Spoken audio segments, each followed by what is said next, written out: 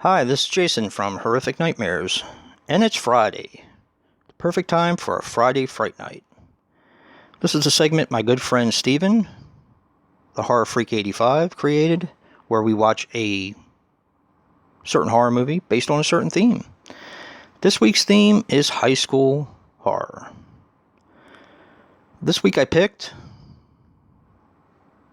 The Rage, Carrie 2. Now, I could have picked Carrie, either one, or all three.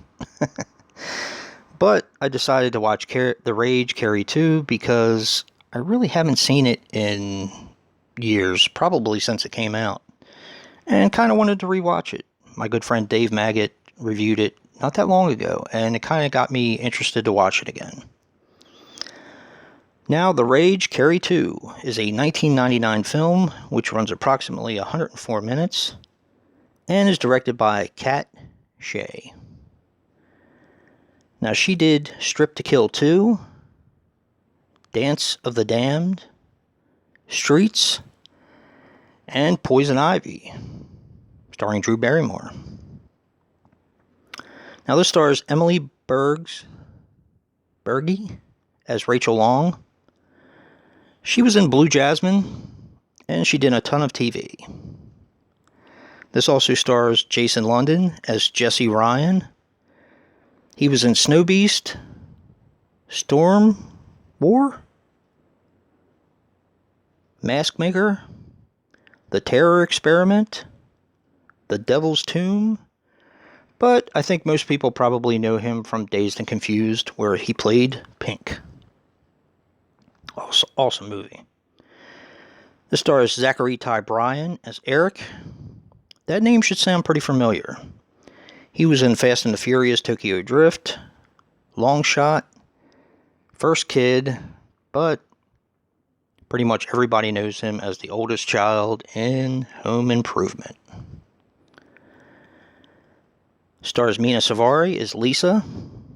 She was in American Beauty, Don't Blink, Stuck, which is a Stuart Gordon film, which I recommend. I thought it was pretty good. And the American Pie series, numbers 1, 2, and 4. Apparently she wasn't in American Wedding. I don't know why. And this also stars American Pie alum Eddie K. Thomas as Arnie. He was in all the American Pie movies and all of the Harold and Kumar movies. Now, the budget for The Rage Carrie 2 was $21 million. In America, it grossed almost 18, and worldwide it grossed a little over 20. So I'm pretty sure it was considered a failure. I also forgot to mention, this also stars Amy Irving reprising her role as Sue Snell from the original Carrie. I thought her character was interesting in this film. Definitely written the way I probably would have written it if I had to. Yeah.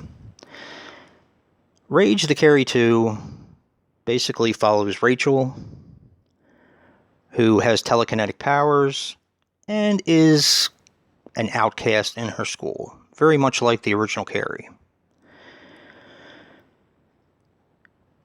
Her friend Lisa, played by Mina Savari, hooks up with one of the jocks from the football team, and when he basically stands her up, she commits suicide. That kind of sets in motion the entire movie, which is basically the jocks versus Rachel, because they had actually taken a picture together the night that he hooked up with her, and she works in a photomat.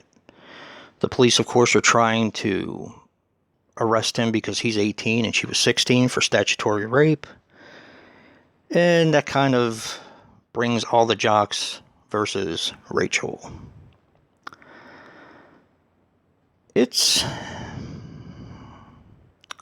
I did like it. It has been a while, like I said. I probably haven't seen it since it originally came out. but I actually kind of liked it. It was fun. It was interesting, definitely. The effects were pretty good, but then again, it did have a $21 million budget. The thing that kind of bothers me is the ending. My wife watched it with me as well last night, and it kind of bothered her too. It just didn't seem to make sense. Almost shock for shock value, and it wasn't really that shocking. Put it to you this way. The iconic ending of the original Carrie was brilliant. Definitely brilliant. Something people always remember. I remember the first time I saw it. It did frighten me. The ending did. And it was almost like the director sat back and said, well, we have to have something really creepy to kind of keep up with the original film. And unfortunately, they failed miserably. Now, this also includes an alternate ending, which made even less sense. And I'm kind of glad they didn't use it, because if you've ever seen The Rage Carrie 2 and you haven't seen the alternate ending, definitely look it up. It's, like I said, it makes even less sense, and it looked very hokey with the CGI effects. But, all in all, I did enjoy this film. The ending is not really enough to take me out, and it did end satisfyingly.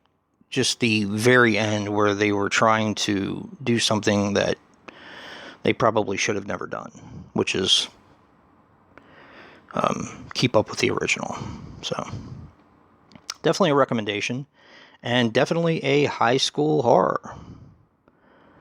So definitely check out Steven, the HorrorFreak 85, to see what our theme is going to be next week, and to see what he picked for this week. And if you like what you see in here, hit that like button and subscribe. And until next time, peace.